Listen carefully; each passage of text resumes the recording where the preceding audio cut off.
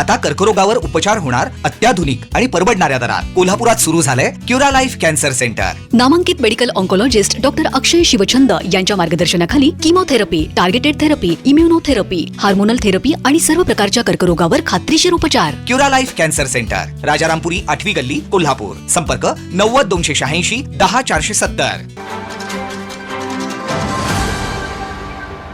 चला, माननीय मंत्री महोदय. सन्मान्य अध्यक्ष महोदय, सन्मान्य सदस्य राजेश वानखेडे साहेबांनी त्यांच्या मतदारसंघातल्या प्राथमिक आरोग्य केंद्र माहुली जहागीर, त्याचबरोबर प्राथमिक आरोग्य केंद्र नेर पिंगळाई आणि परत अमरावतीतल्या आणखीन 2-3 PSCच्या मध्ये ग्रामीण रुग्णालय करावं त्यासाठीचा प्रश्न उपस्थित केला आहे.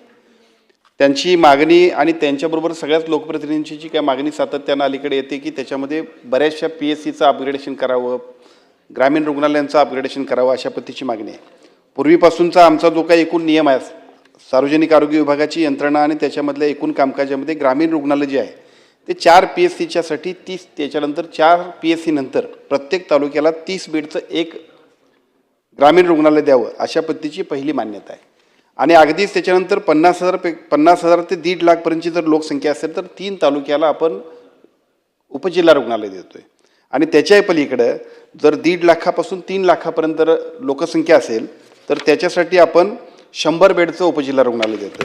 आणि त्याचबरोबर ट्रामा केअर सेंटरसाठी सुद्धा कमीत कमी 50 बेड आणि 100 बेड असेल तर त्याला प्राधान्य देऊन आपण उपजिल्हा रुग्णालयामध्ये या सगळ्या ट्रामा केअरसाठी सुद्धा मान्यता देतोय. आता हा झाला पूर्वीचा निकष, परंतु हा एकूण निकष जर बघितला तर पूर्वीच्या काळामध्ये 2001च्या लोकसंख्येप्रमाणे 2013मध्ये आम्ही या सगळ्या गोष्टीची नियमावली केली. परंतु आता बराचसा एकूण बदल झाला आहे, लोकसंख्या वाढली आहे, लोकप्रतिनिधींची मागणी वाढली. त्यासाठी सातत्यानं होत असणाऱ्या मागणी आणि सन्माननीय मुख्यमंत्री महोदयांनी याच हाऊसमध्ये ज्यावेळेला घोषित केलं की प्रत्येक 5 किलोमीटरच्या परिसरामध्ये सुद्धा आरोग्याच्या सुविधा दर्जेदार देण्याची जबाबदारी आणि प्राथमिकता ही राज्य शासनाची असेल, त्याप्रमाणे आपण एक बृहत आराखडा करतोय. त्या बृहत आराखड्यामध्ये एका बाजूला तिथलं एकूण असणारी लोकसंख्या आणि लोकसंख्येबरोबर लोकप्रतिनिधींची मागणी या सगळ्याचा मेळ घालून आम्ही त्याच्याबद्दल निर्णय घेतोय.